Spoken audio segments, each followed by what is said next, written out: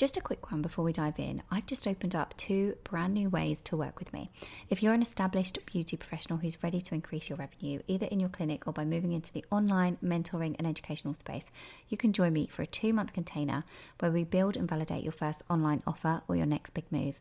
Or if you're ready to go all in, there is a 7-month private mentorship where we build, launch and scale your new revenue stream together. If you're not sure which one's right for you, I'm offering a handful of free business clarity calls, quick and powerful to map out your fastest path and to see which container fits best. Just DM me the word revenue on Instagram or check the link in the show notes and email me. Let's get into the episode.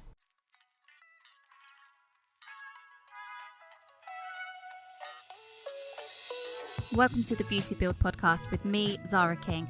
As a coach for beauty pros, it is my mission to help you earn more, work less, and create an unstoppable mindset. This is the show where we explore all of that. So whether you're a seasoned pro or just starting your beauty business, this podcast is for you. So sit back, relax, and join us on the journey. And for more, get yourself inside my private community, The Beauty Build on Facebook. Hello, you gorgeous human you, and welcome back to another episode. Today's conversation is one you absolutely do not want to miss. I have been joined by the incredible Lissy from Consciously Create. She is a mentor who helps entrepreneurs scale with ease by combining her identity work, energetics, strategy, and a sprinkle of human design. Today, we dive into something that so many business owners secretly struggle with, which is the fear of hearing that you have changed. This is all about why stepping into your next level identity feels really scary, how to navigate the guilt or the judgment that comes up with all of this growth, and what it really takes to embody your future self now. Lissy shares with me some human design and how that can guide your business decisions without putting you into overwhelm, and also loads of practical little golden nuggets that will align your energy so that you can do less while you're actually attracting more. So if you've ever felt torn between who you are being and who you are becoming, this episode is going to give you the tools, the permission and the power to step into the business and the life that you are definitely meant for. So I really hope you love this. Please do tag us on your stories. If you're listening, take a screenshot and let us know. But let's get into the episode. So, Lissy, welcome and thank you for joining me. Can you let us all know, please, who you are and what the story is behind Consciously Create? Thank you for having me. So I don't know what this is, but I feel like, when someone asks your story, it's just like, you never really know where to start with it. But I was thinking about the bits to bring, and basically, Consciously Create is the name of my podcast, and my coaching kind of reformed about a year ago. And I've had a very colourful life and career background. I'll bring it up because it's relevant kind of probably to the conversation that we'll have, but I was a child carer from kind of as young as 3, 4, with a parent who had very interesting mental health conditions. So my whole life and journey has been like discovery, thought patterns, dealing with a lot of pain and difficulty. And my career was super varied. So as you know, I started off as a makeup artist. I was a makeup artist for 8 years, which was like my dream job. I'd become a single mum at 21 and really gone for this career, which was the scariest thing in the world. I remember like even being too embarrassed to even tell anyone I wanted to be a makeup artist because I thought they'd laugh at me and I wasn't good enough. And so had a very fast success. I went like all in. I did this training course. I was living in a flat on housing benefit. I had nothing, no one. And I was like, I'm going to quit my job next week. This seems like a rational thing to do with a baby as a sole provider. And I just went all in and had really fast success with the business. And it was like a dream come true. So fast forward sort of after 8 years, and I basically ended up getting into mentorship, which was a whole thing. I had a lot of businesses basically be like, how have you done what you've done? And ended up with 3 babies on my own. And it just got to the stage where, what had once been a dream business just didn't work for me. I was in the studio with the babies in the house. I couldn't do this time for money thing, couldn't do the wedding thing anymore. And I was just thinking, how am I going to do this? So I pivoted 100% of my income online. The mentorship went really, really well. And as life does, it just took you down a different path. And I sort of cleaned everything up because I'd had big success in online sales, set some European sales records in there, and same with some network marketing stuff later on, whilst my coaching was running. And like a year ago, really about 18 months ago, I just thought, let's just go all in with this. You know, my clients were getting amazing results, and launched my separate Instagram page and launched my podcast and launched my program, which was a much more elevated version of the coaching I'd been doing for about 4 or 5 years, one-to-one and in like a membership. And really, the basis of the whole thing that I created was a combination of everything that I've learned as a full-time geek on neuroscience, on spirituality, on my expertise in rewiring thought patterns, rewiring belief system, and business strategy, which I'd been coaching. Because when I was in network marketing, the thing that I found the most fascinating, and I was only in network marketing for about 2 years, but I found it fascinating how two people could be given exactly the same opportunity and have two completely different outcomes, right? And as someone who ultimately was probably the most disadvantaged, I was on my own, I had 3 children, I had no support, and did Mm. so well in that. I I just couldn't help but be obsessed with studying what that was. And I realized that people didn't need to work harder, and they didn't need, like, they had the tools. It was them. They were the problem. They were Mm. the block, and they were the limit of their success. And the program that I run now, called CEO, is basically what I like to describe as a rinse and repeat cycle, but it's a manual for how to navigate your own self as a person and the business world to really optimize the things that are actually already at play. And I love it so much. Sorry, that was probably really long. Oh, no, I love it. I love it. And I love that we have so much in common. We've been in beauty, we went into network marketing. I only did network marketing for a couple of years as well. And then, yeah, coaching and helping Yeah. people. And crazy. Like you've had such a journey. What I wanted to ask you is now, you do help women attract more, like you've just said, but not necessarily by doing more, but almost by doing less, really. So, what is the first step in helping them do that?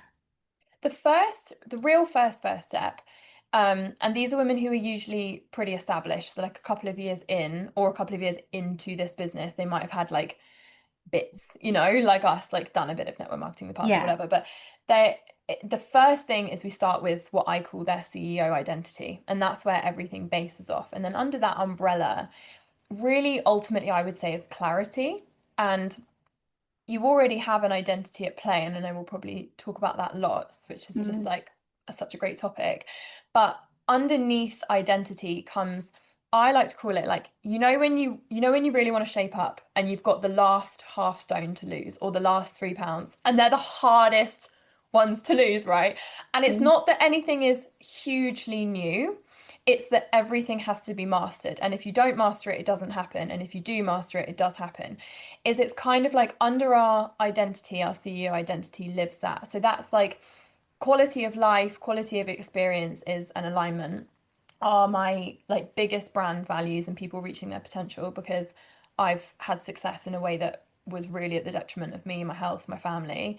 yeah. But in order for us to actually create that, we have to redefine stuff. Like, what does success actually feel like to me? And Mm. that's the fun brackets under that identity, and it's where it kind of uncovers how we can start to get a bit bratty and like unreasonable with what we're wanting, which I Yeah. love. Do you find that do you find that women tend to get a little bit more? Because I think women like don't admit a lot about what they want. I find they either go down one route or the other. It's kind of like I want absolutely everything. But like you said, two people can get completely different results with the same strategies. And Mm, I tend to, I'm just going to say it. I've seen people that are like, I want this, I want that, I want this, but like they do not have the ethic, the work ethic, and they don't oh, have the identity. And that's why it shows and it manifests in their ethic, like in their work ethics, because they like their identity isn't quite there yet. Anyway, sorry, I digress. But then there's the other woman that's just like so scared to actually admit, I mm, want this, I want that, and I'm going to go and get it, you know? Do you hmm think, have you uncovered why that is, do you think? Yeah, it's all in the conditioning. It's all in layering. And do you know what it's actually comes down to is it's all in worthiness. So I feel Yeah. like a majority of the things that I've seen and uncovered, and like if you want something to be rapid in a woman especially, and actually a lot of men because I've worked with a lot of men, but it's all rooted in worthiness. And I Mm. work from the basis that there's no such thing as good, bad, right or wrong in the world, which was something I was taught in a I did this like crazy fucking course when I was 21. It's a bit like Tony Robbins, but not. And there is actually no such thing as like, and I always say like there's not like a good bird or a bad bird. So it's the same with people. But what it is women aren't conditioned to be bratty, be loud, be seen, be unreasonable, be inconvenient, be disruptive, like it's like woven through our genes, from our grandmothers and our grandmothers' grandmothers. There's so many reasons, but it's just not encouraged from the get-go. And especially you and I, we were in like good girl culture and sticker charts, and Mm. everything ruined our ability to unapologetically be like, that's what I want you know? Mm. So it's Yeah. all in that. Oh, I just love this. Yeah. So the other thing is, and this is what I really want to unpick as well, is I'm new to it, but I know that you deal with human design a little bit. How do you, obviously, I need to know everything. I want you to tell me everything you've got, but how does that change the way we decide what we want, make decisions in business and in life? Because, like Yeah. yourself, you're mum of three, I'm a mum of three, and my human design is different to yours. But and I'm really trying to work with it Yeah. in now sort of like understanding myself more and making decisions more, but not only in my business, also in life. And it's funny as well because sometimes I will stop talking in a minute, but sometimes when someone says something about me, I'm like, oh, like it's almost like some people can know me better than I know myself when they know Uh-huh. about human design. Yes. It's like, so I've been learning human design for like, also, we don't want you to talk. We don't want you to stop talking. I was like, I was loving listening to you then. I've been learning it for like maybe 5 years, maybe a bit more. I can't remember. But Yeah. I am like low-key obsessed with it, right?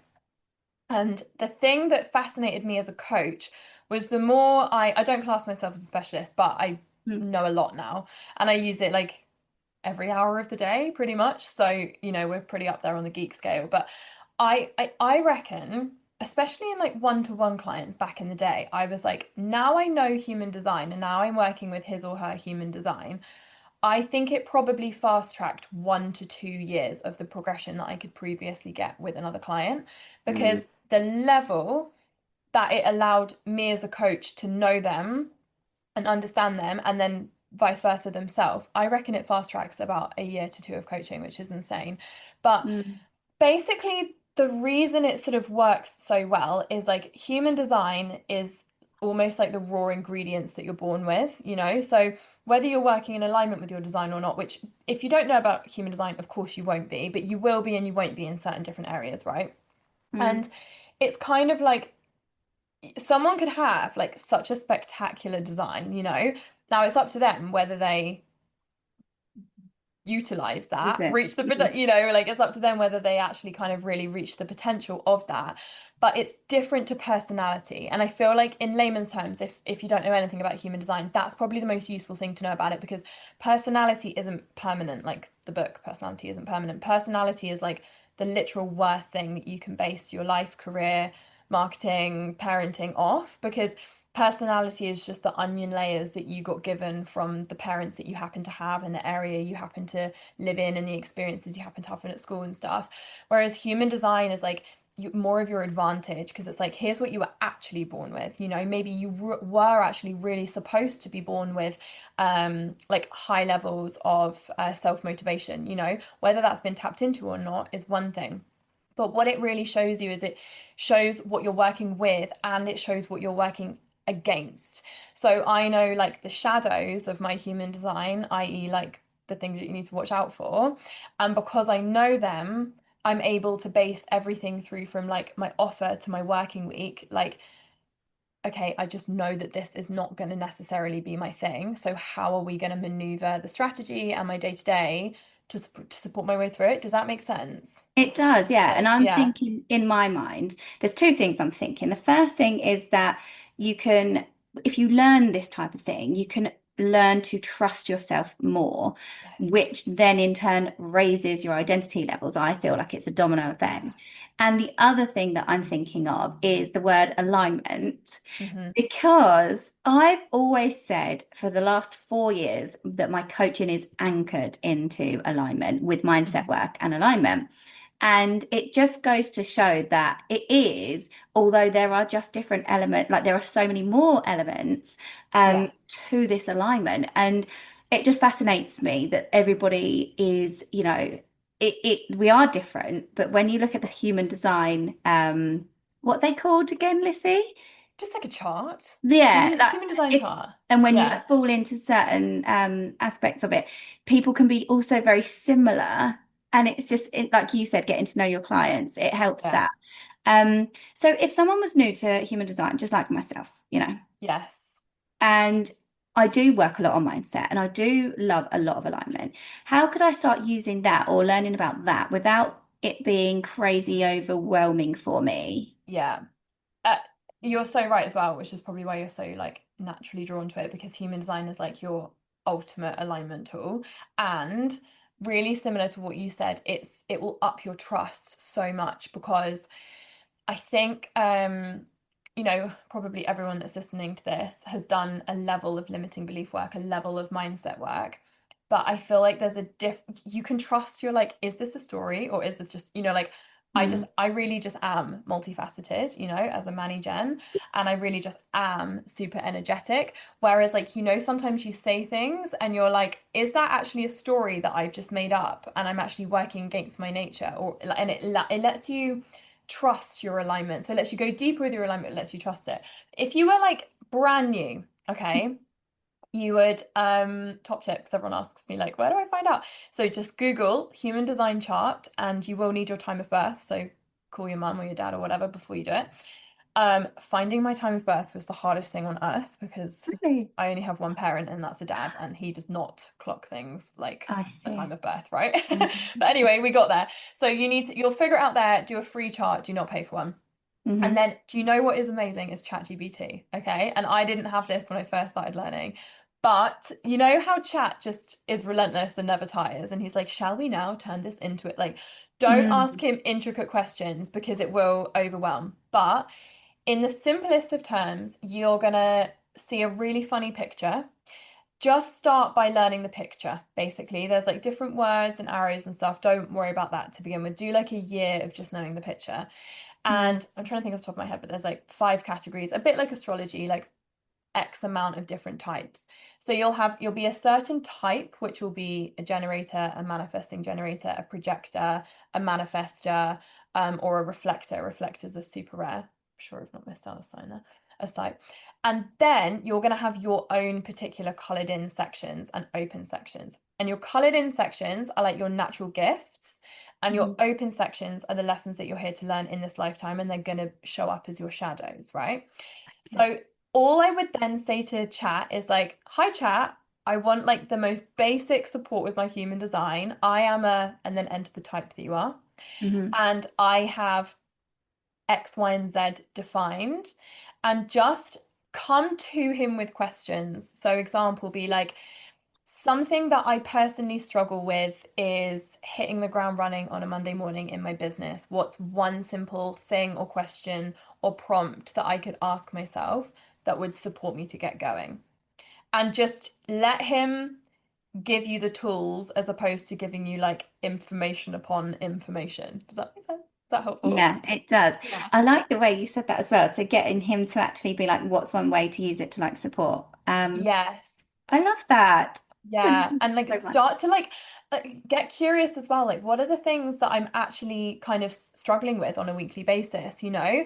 And sometimes it's things that we don't admit to ourselves. Like, do I struggle switching off in the evening? Do I, like actually get aware of like maybe I'm not broken. Like maybe actually this is somewhere where I'm not working with my design and Mm, get curious on those simple things because I think it's nice to get like a quick win from something when you're learning it, yeah, you absolutely. It know? is. Yeah, you want to just get something in the bag and think, oh my gosh, I can change that tomorrow or now, Yes. don't you? And And you just think, hone down on that one thing, and then you can sort of like start to do the next one and you'll pick it up and then you'll become obsessed yes. forever. So when it comes to human design in somebody's business, say for example, for the listeners on this podcast, let's think about that. So for the Yeah. woman listening, she's thinking she wants to grow this beauty business, right? They're all Mhm. here because they want to build empires in the industry. So it's either that they do want to be the best makeup artist in the whole wide world, or Mhm. they want to do session work. They might want to bring in more revenue. They might want to go into online coaching like we have. They might want to do anything.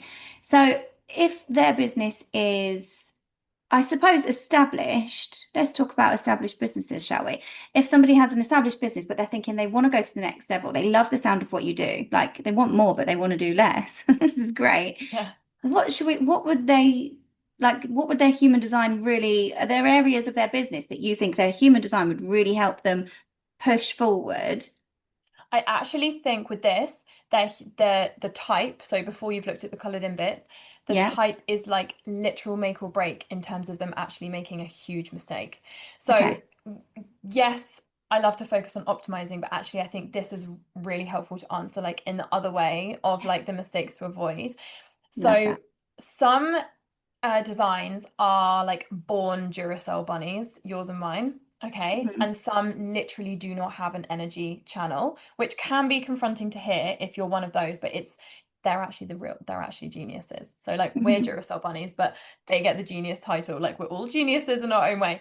And you need to be really mindful of initially your type because your type is going to determine the way in which you're supposed to be working. So if you're wanting to progress, scale, build something bigger, and for example, you're not taking into account that you are a projector or a manifestor or potentially a reflector, you're going to make an error of trying to build a business like a generator or a manifesting generator, for example. Mm, Meaning you're going to create something accidentally that requires more physical energy than you're ever going to be able to keep up with. And in the back of these guys' heads, every single time, like when I meet one of those, it really feeds into the I'm not good enough because they burn out more than they admit. They're more exhausted than they want to admit. And they're taking on too many dimensions than they actually even need to. So you want to know what type you are because, for example, a projector should build a business in an extremely different way to the way that I should build a business. Okay. Not only do I have more energy, but actually they're really good at focusing on one thing and kind of focusing on that thing forever, whereas I get bored. So I need to work mm, with that, right? So you really just want to know like almost the basic bitch elements of like what are the shadows of my design in terms of my actual physical energy and capacity, and also like my strengths in terms of how do I work? Am I someone that is always going to get really bored really quickly, and therefore I need to create a model that can work with that? Or am I actually a projector or something like that? Even manifestors I find who are really good at kind of sticking to one thing and emulating that and then able to do it. Because if you're, say example, you're my design, you're a manifesting generator who was literally designed to get bored of things, and you're trying to work like a projector. And I see this when people first invest in mentorship. So they make their first one or two investments in mentorship, and often what that looks like is like, here's my blueprint, now you try. And they do the thing. And they make the course the way that they were shown to make the course, or they build the business the way they were shown to build the business, and they've never felt less fulfilled. They are not clear on the direction of their business. They're not actually lit up. They're bored of it because they're trying to work like a freaking projector and they're not. Okay. mhm. So you need to just know like what are my strengths and what are my weaknesses so that I can sort of take that into real consideration with the direction at which I scale. As in, am I going to be the person that taking on staff is a good idea? Or am I going to be the person that needs to head towards more online is a better idea? Am I more of a freedom seeker? Am I someone who is going to have lower energy, so it's better even doing like higher priced lower work, you know? And I think that would be the like most that's the first thing that I would be looking at with someone's business direction. Yeah, I love that. And I talk a lot about adapting strategies to you, what feels Yes. good, what is your capacity, and all of the rest of it. Um, the thing that really came to my mind was, people that try and stick try and stick to one thing. Yes. Obviously, you know me and I'm not. I can't. It's very difficult. But until I'm not going to lie, maybe 3 months ago, I mean, I have continuously grown and developed and changed all of my offers, and but I've not realized like why, and that it's a good thing, and that it's Yeah. actually, it's actually how I work best. I used to think, God, why can't I just stick to one thing? But I think so it's, for the listener as well, it's so eye-opening when you do this stuff, isn't it? And then, like you said, when somebody's got their initial image of their human design, they can then find, even if I suppose they could ask ChatGPT, couldn't they? And say, what are my Yeah. strengths? Like, what are my Yeah. shadows? What are my, those things? Ask him those real, just very direct questions, or he'll get so intricate and you'll be like, oh my God. And I think Mm, in terms of the getting bored thing as well, like as entrepreneurs, I mean, a lot of us have neuro, you know, yeah, yeah. spiciness, myself included. Um, so we have to sort of take that into consideration. But I think sometimes as well, when you're like, okay, I want more and you've claimed it, it's like also that acceptance, isn't it? Of like entrepreneurship is and should always be expanding, flowing, growing, evolving. Mm, I don't know about you. I don't know if you've seen this much, but on the top few things that I find women not doing, it's like we've said, like claiming their goals, claiming the income mm, they want to make, and just owning it. And the second one is almost just giving yourself that permission slip. Like, it's okay, like getting bored is good. Like, outgrowing things is like the entire point of life, you know? mm. And again, I think it's part of our conditioning from school that like you just grow up and then you get a job and then you stay in the job and then you retire and then you just die, you know? And actually, like, entrepreneurship should always be very expansive, the next thing. And Yeah. like, sometimes just giving yourself the message that like that's just okay is Mm. so freeing. Yeah, I've been doing a lot of that lately. Like that is okay. And not only Okay. in business, but in life and with other people too. I feel like everybody needs this stuff and not everyone gets it. And I do feel quite Mm, lucky and blessed to have like moved into the online space. And mm. I would actually say, I know network marketing gets a bad rap, but it's what taught me about a lot of this mindset work and the identity Yeah. work and the online world. And I think that's the whole reason of it coming into my life, really. But what I would say as well is, do you think, I'm sure you do, but social media plays a massive part in the way we run our businesses, doesn't it? And it's almost it's just so much noise, and you've got to try and pull it back to something. I think this is why this episode is really important for people because it's almost giving them the toolkit to go, well, I know that my way is okay. And Yeah, I like don't need to owning be that. pulled into all that masculine energy online and all the people that are doing it their way. I would honestly just recommend to anyone, I mean on earth, Mm, that runs a business to like let today be the day that they 10 times their boundaries and standards with themselves with stuff like that. It's so weird because I actually recorded a talking reel about this morning. I haven't posted it yet. But one of my biggest secrets to scaling has been increasing my boundaries. mm. I have this thing called a brick.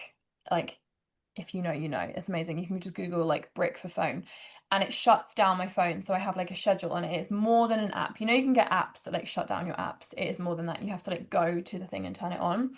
But Oh. I've literally never had higher boundaries around my phone. So this morning I turned on Instagram and that was the first time in 48 hours that I would have gone near it. My working hours are like, these are my working hours and that's it. I don't check, I don't scroll, I don't follow anyone in my niche, I mute everyone. One of the first parts of things that I delegated in my account was engagement. So I don't engage. That's not me that does that. That's delegated out. Just like so protective of my consumption, like re-identifying as the consumer, not the creator, is absolutely crucial to scaling. Because like you say, there's a lot of noise, but we're in the power seat, you know, we're in the driving seat. Either you're reading the noise and seeing the noise and privy to the noise or not. And I live in a blissfully quiet world, you know. I think we probably all stopped listening to the news, right, at this point Mm. on this kind of podcast. But like it's like where do you want to take that up a gear as well, you know? Like where do you want to raise your own standards with like actually I don't open the app on a Sunday for, you know, unless I'm super intentional and I want to work that day, or I don't open my socials other than to create, not consume, or and in order to receive more, you have to create more space. So those are the first steps that we need to be taking in that like radical responsibility of our own self, in my opinion. And then you don't get the noise because you haven't got a freaking clue what's going on. Yeah, You're just like, absolutely. Yeah. and then you can really focus on that owning of your own thing because you're not challenged by watching other people so much. Yeah, I you love that. know? It's such good advice. Everybody listening, write that down, rewind and write it down. What I want to do is peel it back a little bit as well, because this is kind of human design, identity stuff, it ties in. But a lot of people are probably thinking, I've done a lot of mindset work. I've Mm, done a lot of like journaling, or I've done a lot of, on my podcast, people are probably doing visualizations, like, bits and bobs. And you think, why is this identity piece different? And what is that deeper shift that as an hmm. entrepreneur you do really need? Can you explain that to us? Because you're probably the best person to Yes.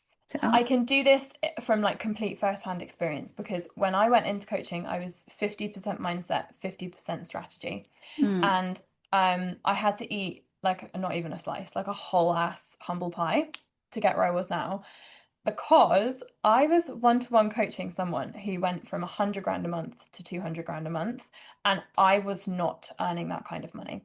mm, And I had earned pretty big money in my beauty business in the past. I'd hit six figures several times. I'd also got shares in a company that I'd supported to go really big. But I just had to kind of sit down and ask myself that question. Like, if I know this stuff, if I've worked on myself, I understand law of attraction, I've done the mindset thing for a really long time, like I practice what I preach, like, what am I missing? You know? And I took a whole fallow year. So I took a whole year off. And I mm, was like, I will crack this code. And that's what it is. And the missing piece is identity. And there's something, so we've all heard of like the laws. I think we all love the laws, like law of attraction and stuff. And you may or may not have mhm. heard of it, but there's something called the law of sustainment. Do you know the law of sustainment? No. Really good summary of what identity is and the difference. And the law of sustainment is the limit of how we see each other ourselves. It's just how we see ourselves Yeah. at all. And how we see ourselves will be the determiner of everything. So when you first start self-development, I call that level one, and that's like mindset work, which is like you fall into the growth and understanding that, if you believe you can, you're right. If you believe you can't, you're right. That's mindset work. The difference with identity work is it's second level because if you set your vision and you were like, okay, I'm going to crack 5K consistent months in my beauty business or 10K consistent months in my beauty business, that's great. And then your mindset would be a very strong determiner and your strategy to whether you were going to do that and your identity. The difference is your identity is going to be whether you go, I'm going to make 100 grand a month. Your identity is going to be the determiner to expand your peripheral vision in the first place. So your identity is going to be the thing that goes, I see myself on stages. I see myself with a global brand. I see myself working with simplicity. I see myself doing 4 hour days. So your identity is much less surface level than mindset.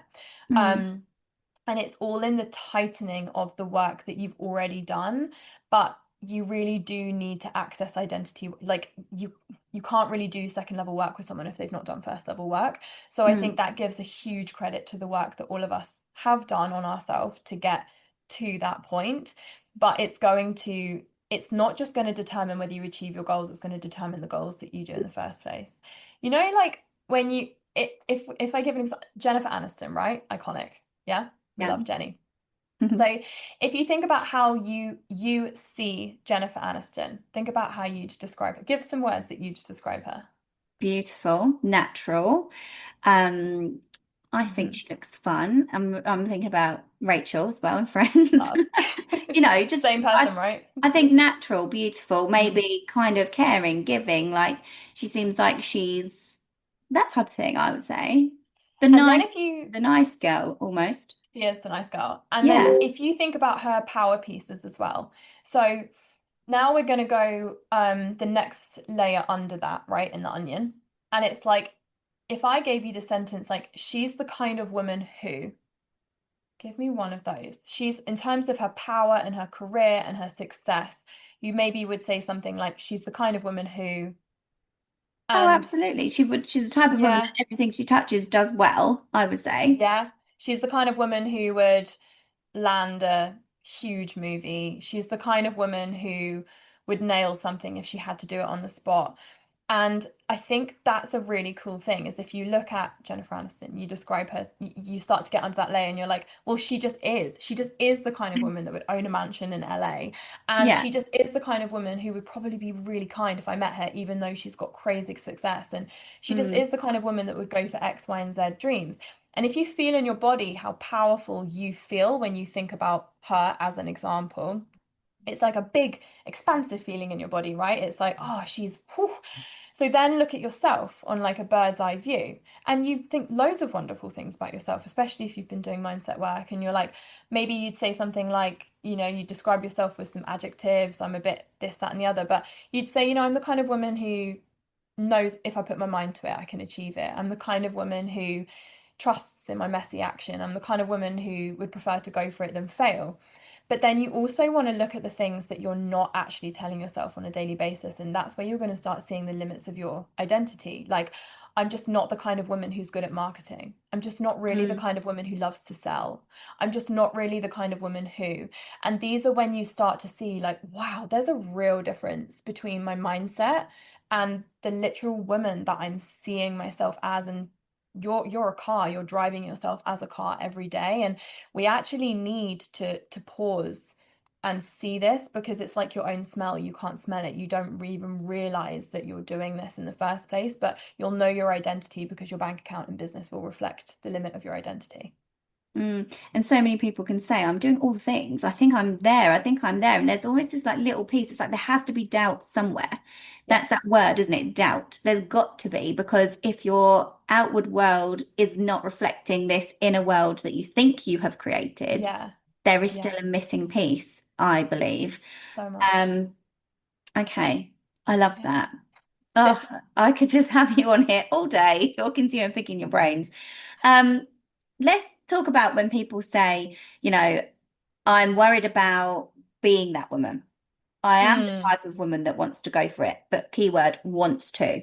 I okay. am the type of woman that wants to do all that. I do get, excited about doing all of that.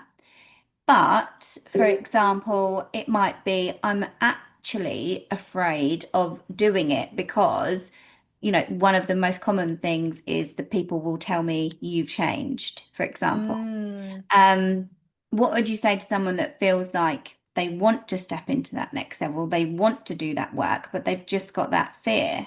It's judgment, isn't it? It's judgment, and judgment always comes from self-judgment. We blame it on other people, but we're judging ourselves, like Oh, if I explain this to every me. time um if I'm mean to myself about my thighs, I'm going out and I'm projecting that, and I'm a magnet for and I'm literally actively thinking that other people are staring at my thighs. But the same way that you've never been paranoid about the top of your right shoulder, you would never even think if someone is judging the top of your right shoulder, because you're not judging your top right shoulder. So anything you're ever worried about someone else thinking is something that you're not secure in yourself. So you never need to worry about what other people are thinking. You just need to worry about the things that you're telling yourself and start there, because you couldn't give two hoots if someone said, Zara, I noticed that the wheel of your back car was dirty, and I just thought, disgrace, because you don't give a shit about that. So you're not judging yourself. You're not being critical to yourself in the first place. So we blame it on other people and we think, oh, and then we try to buffer it with these plasters of like, oh, well, other people's opinions don't pay our bills. That's absolutely not how you're going to overcome something like that about worrying what people are thinking of you. That's just you justifying and layering it and putting a plaster over. You've got to start at the core. How am I actually speaking to myself on a daily basis, and where am I going to start cleaning that up? But in terms of if we're in that position, I think the reassurance is like, first of all, you are so safe to take baby steps. Like, you don't have to become Jennifer Aniston overnight, and it's not gonna anyway. But like, cracking the egg open is the most important thing, and actually just the acknowledgement of that kind of limit in our own self. Like, who hasn't been there, right? I've been Mm. there myself, and every new level has a new devil, I think. But first of all, like, take baby steps. And the second thing that kind of seems to land with people, I think, as well, is like, there's this real it's like funny when you think about it, but it's like, I love to refer to us as Sims, and like we're all like little Sim players, but like a lot of people think there's like different species of human beings, okay, like as if I love how Jennifer Aniston is like featured in this whole podcast, but as if like Jennifer Aniston is like a literal different flavor species, like to you, like we are literally all the same. But when your identity is so fixed and you've so told yourself that that's just not who I am, these things just aren't possible for me. This is possible for me, but this isn't possible for me. When you've got very fixed in that and you've put roots down, it's almost safer for your subconscious to be like, oh, there's that type of person and that type of woman, and then there's this type of woman, and I'm just like this type of woman, but I'm not this type of woman. Like that is nonsense. That literally doesn't make sense. Okay, first of all. Hmm. So I think it's like dissolving the illusion that like remembering you can literally be whoever the fuck you want to be. You can reinvent yourself as many times as you want. Um, but it's like taking baby steps in just testing the waters. And if it feels too scary to reinvent yourself to a multi-million pound business owner, well, that makes sense, you know, like you're not there at the moment. But I think starting to get small wins with just one limiting belief that you can find, you know, like another story, another limit, and testing, become your own coach, you know, well, why not me? Well, why not this? Because what that's going to uncover is your bullshit, you know? So if the thing was, give me an example of something that someone would say, because yours will be more spot on than mine. I don't know, they'd say that they can't earn that amount of money, or their families never earn that amount of money, or it Yeah, doesn't happen that way. There's not enough hours in the day. cool. So if we That type take of two thing. of those at the time is huge, you know, I hear time a lot, so I haven't got enough time. So say they want to earn six figures, okay? And it's like they've listened to this conversation and they're like, okay, I'm willing to be cracked open at least. I'm willing to just have a crack in the egg. I don't need to like scramble the egg. I don't need to become like a dippy egg, but I'm willing at least to start on this journey and explore what's in there. Reminder, baby steps. We literally all started somewhere. Like I was not always this person, but like be willing to see yourself in a new way. That's all. The second one is start to really be hard on yourself in a new way. So don't be critical on yourself, don't be judgmental. Remove the judgment, but start to be your own coach. So start to say Mhm. like, okay, well, let's just play hypothetical role modeling. Like let's just pretend that I said, well, why not me? Why can't I earn six figures? And start to ask the questions. So as your mind starts to go, your mind will start to give you your literal blocks and gaps. And that's amazing because that's your data. So if you were like Mm, that kind of like, I'm just not the kind of person that could do that. Why? mm, And ask yourself why up to five times. Well, because I don't actually think I'm skilled enough. Well, why? Well, because I show up to work every day and I tell myself I'm shit. Okay, well, mm, why? Because actually it feels safer to bring myself down than to start to own my own confidence. Okay, why? Well, actually, I was never allowed to show and shine and be seen. And I kind of related that to not feeling safe and like that was somewhere that I could then be loved and valued and thrive in. Okay, is that really what you want to exist in? No. And although that's not going to fully rewire that, it's going to give you the real reasons as to why you aren't where you want to be. And when we've got the data, we can start to do something with it. yeah, I love that. My Yeah. gosh, I'm writing notes. Oh, it's great. I'm gonna have a whole book. It's fantastic. What I would say is, I think the most common one for me, personally, me, and also for my clients, is that the results aren't there yet. So Uh-huh. they're going, like we can do all of this, the why, and we do. I break down Mm, limiting beliefs with my clients all the time. We give them the tools, we give them what they need, we go deeper. But it's a case of those results are still not there yet. yeah. So, in your kind of realm, what do you say to people to overcome that and, start actually being able to express that version of themselves that they need to before the results really are there? Because they just feel like imposters.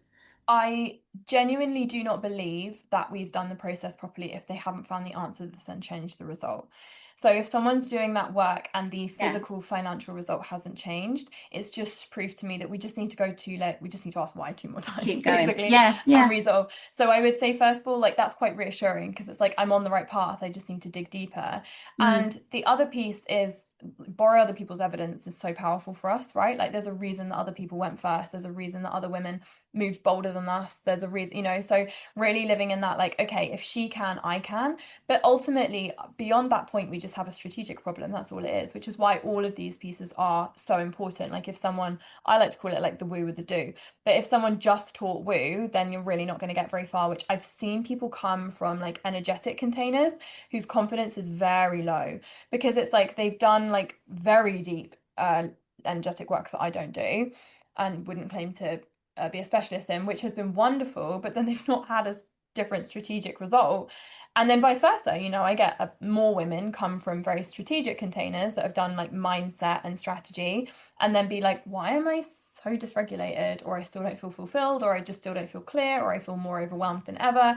So it's that you just need to pair them. So when you're asking these why questions, the answers won't only be, okay, actually, I'm not really owning my own skills, or, you know, it will also be like, my marketing's just not up to par, you know, or I actually just don't know what the gap is here, or I just don't think I have the right offer, or I don't think I'm aiming towards the right client. So if you're really supported to pair the key strategic pieces and the other pieces, you will always get a different result. It would be impossible not to.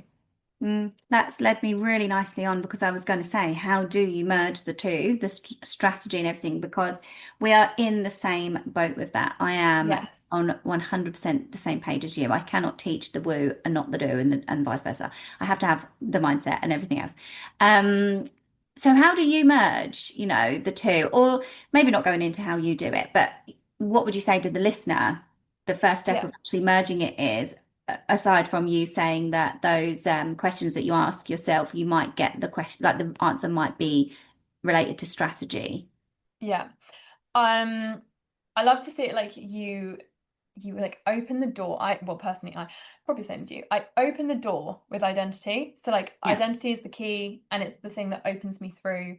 And then I walk through with strategy. So if we use and I don't mind sharing anything strategic because I love the strategy stuff, but one of the key pieces I do with people on their business is get them a much higher level of clarity that they need. Okay. And it's actually usually within them. It's just not been brought out in the right way.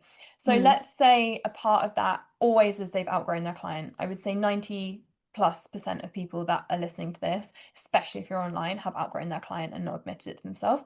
So usually it's like, who do you really, really, really, really want to work with? Like if money was no object, if time was no object, if worries were no object, who in your space that you've kind of worked with or is in your network would you be like, her, I'd love a business full of her.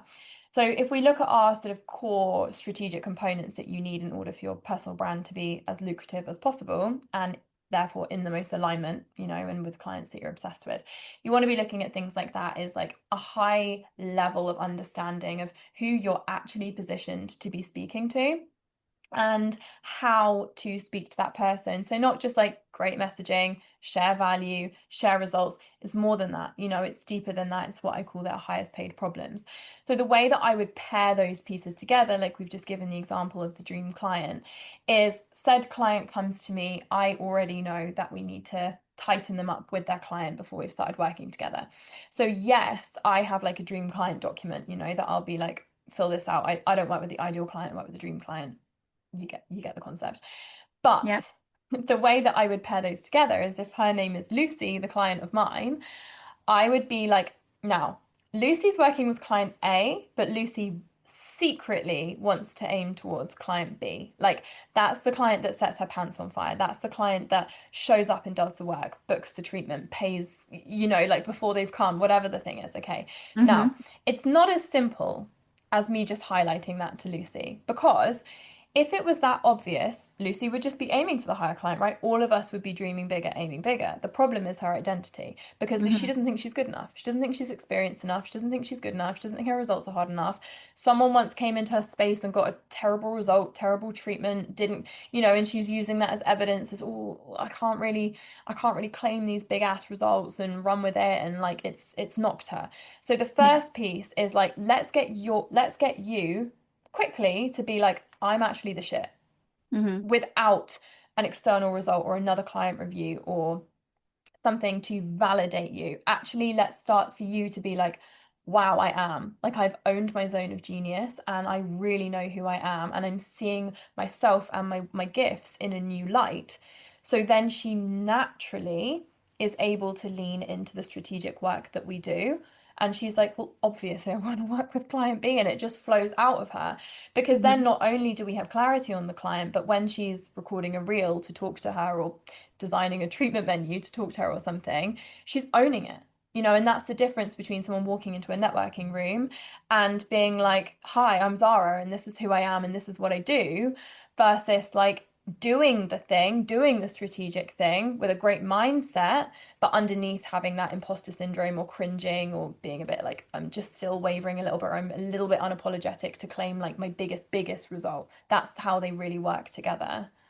Mm. Oh, I love it. Thank you so much.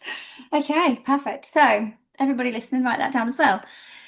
What I want to ask you as well is when somebody needs to start showing up in this way, Yeah. they walk into the room and they're doing the networking. They need to embody that. They need to start Yeah. being this person. It goes beyond affirmations and it goes beyond vision boards, doesn't it? What does it look like on I suppose, on the most sort of entry level? What does it? Okay. Most entry level answer to this question. This will be new to some listeners, you know. Yeah, of course, of course. I'm trying to give something that's really, I'm hoping this is entry level, but if it's not, you can tell me off. Go in neutral. Oh, So instead of, yeah, everything is at its most powerful when it's neutral. I Like love. we can only build on power when we're in neutrality.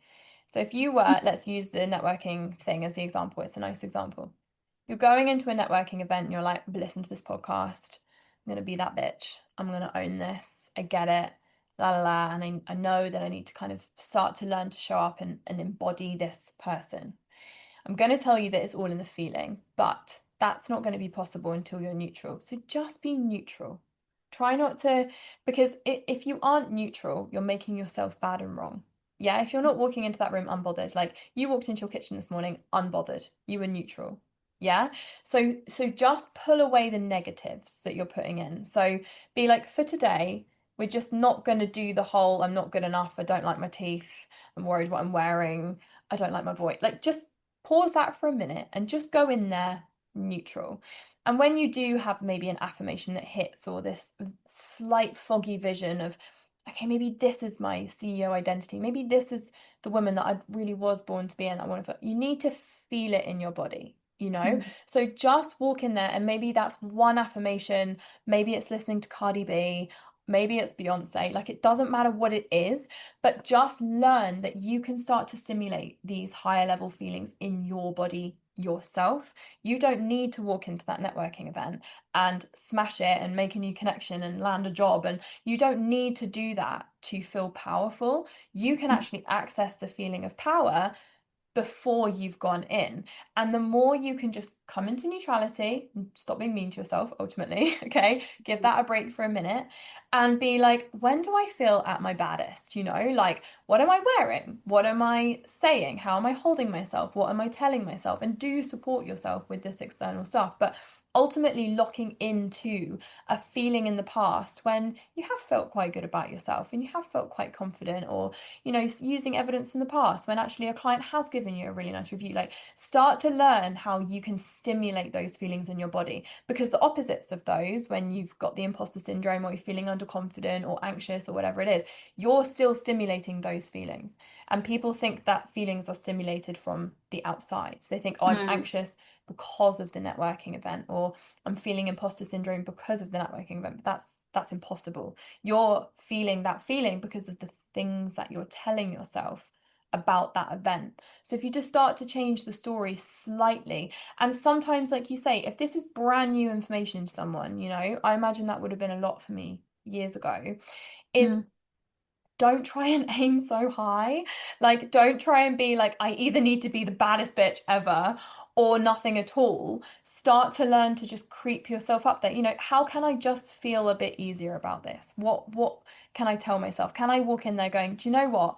I'm just going to do my best. Do you know what? I'm going to confidently make eye contact. Do you know what? Today, I'm just going to give myself a break and be like, I'm really proud of you for showing up to this today. This has been a tricky time for you and you're still going. Like, start to creep yourself up instead of trying to like go to level 10 and then falling off the ladder. mm. Wow. Oh my goodness. I feel like the it goes through me, this energy, when you when you tell me everything. I'm like, this actually just flows through me. I love it. I actually can't explain to you. Like it gives me so much.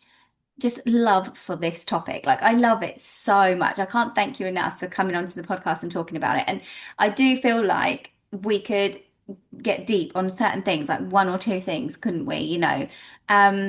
But I know that we've just gone through so much, and everyone listening's probably just had a slap in the face and thought, oh my God, I've got to get started. Like, if you're listening to this, please get started. I think that neutrality point is such a good piece of advice to wrap up with almost. I do have one more question for you.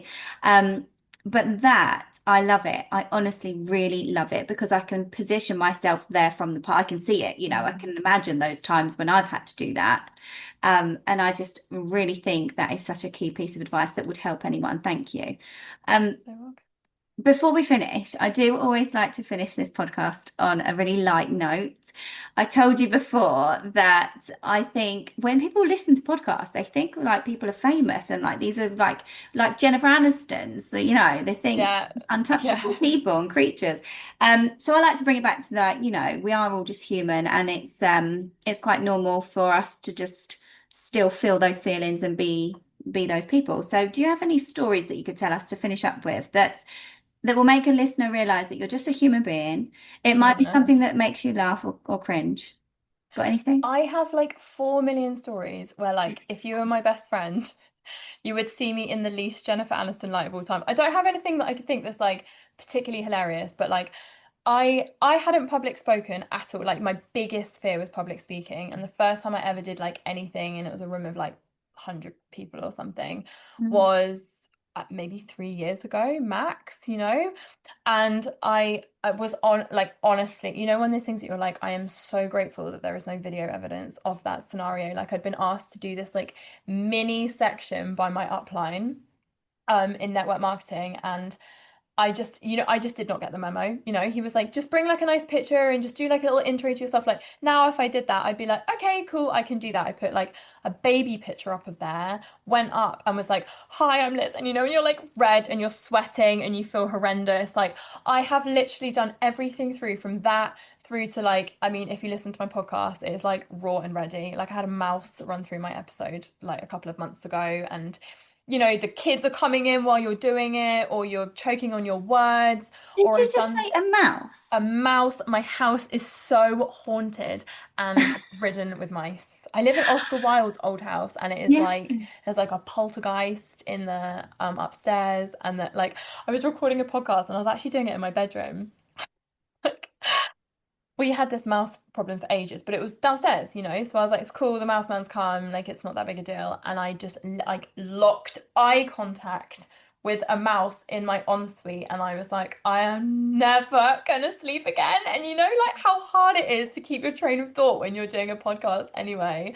I have just had like my entire career and growth has been built on like the messiest of messy action. Do you know what I mean? Yeah. Like three babies on your own, just winging it and trying to. I mean, I now always say the strapline, like wealthy girls don't wing it, but underneath, we are like just human beings doing our best, posting reels that you fucking hate for a year and cringing at your own like spell errors and thinking, oh my God, was that too much? Did that hit? Was it too vulnerable? Was it not vulnerable enough?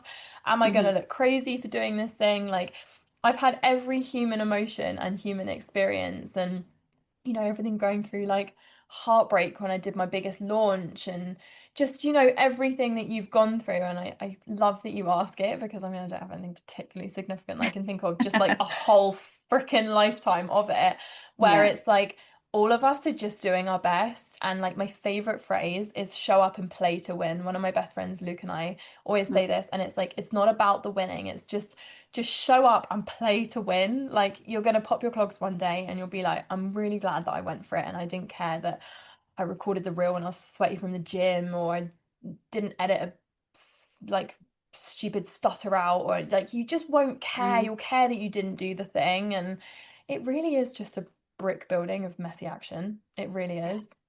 Oh, I love it. Thank you so much. It actually is, isn't it? It's all the inspired, crazy, messy action that gets you one step further and further and further. So thank you, honestly.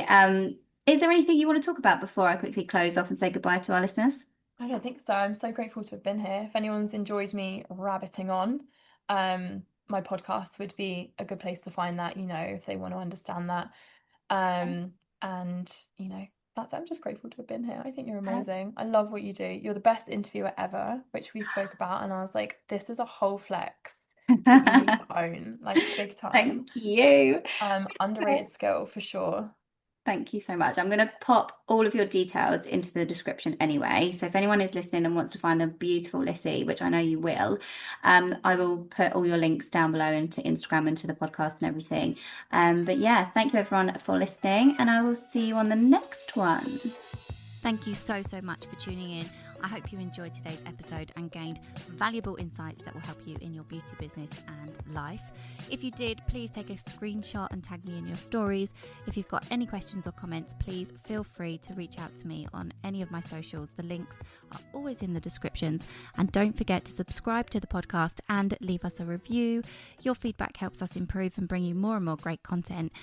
Until next time, keep building that business.